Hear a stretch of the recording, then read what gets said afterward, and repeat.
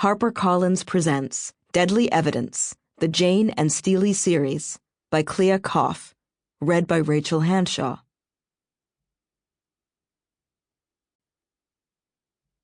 In memory of Manuel Koff, missing in action, March 25, 1942, at the age of 23. Son of Meyer Koff and Leah Rosenthal, brother of Jerome. Cousin Manny, you are gone, but you are not, and never will be, forgotten. A note for the listener. Although Agency 32-1 does not exist, it should. It is based on the Missing Persons Identification Resource Center, a California nonprofit founded by the author in 2004 to link families of missing persons with coroners holding thousands of unidentified bodies across the United States. MPID has since closed. The plot and characters of this book are fictional. The statistics on unidentified bodies are fact. Forensic profiles of missing persons are hope. Prologue. It offended him to see the dirt fly into the corpse's eyes. He leaned over the body to close the eyelids. They wouldn't stay shut. He closed the zipper on the enclosing bag and resumed his task. When the bag was fully covered by soil, he applied the finishing touches of old bamboo leaves.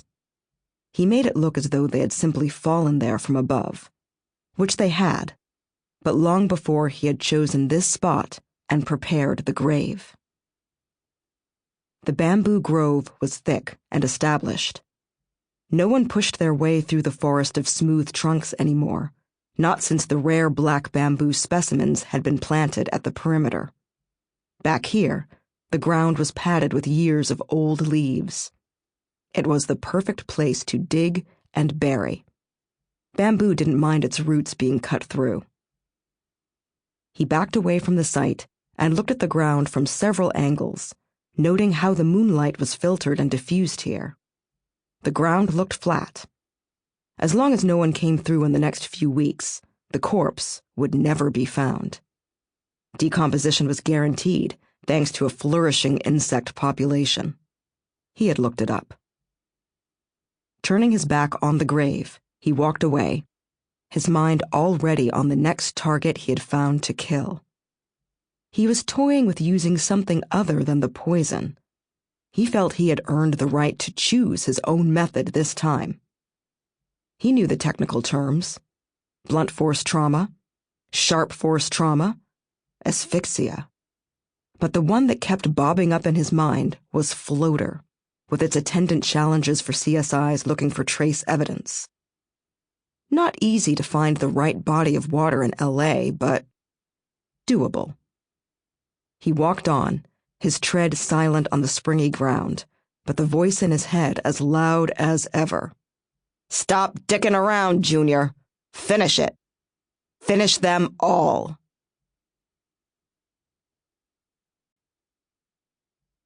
(2005) Day 1, Wednesday. Chapter 1. There was just a flash of something huge and dark vaulting over the intersection, but it was enough to get Jayne to snap to it, almost pulling a muscle in her neck. It was a Chevrolet Suburban, but even as it hurtled down the cross street, she spotted the bumper label. TCP. A limo, not a government vehicle. Not specifically an FBI vehicle driven by Special Agent Scott Houston. Jayne wished she hadn't looked. It was a sign of weakness. She knew that Scott was in Atlanta. He would be back in Los Angeles by Friday, and they would go on their first date. But, Jayne wondered, what if he was back and hadn't called? The formulation of such a question due to the mere sighting of a Suburban was another sign of weakness. Jayne shook her head. "Etch a sketch," Steelie said from the passenger side of the truck's bench seat. Jayne glanced at her best friend. Steelie was flexing the bill of her faded pink baseball cap in the palm of her hand. The action was unnecessary because the cap already had the perfect downward curve that allowed Steelie to observe the world with her shrewd blue eyes while keeping her own expression shielded. Sample complete.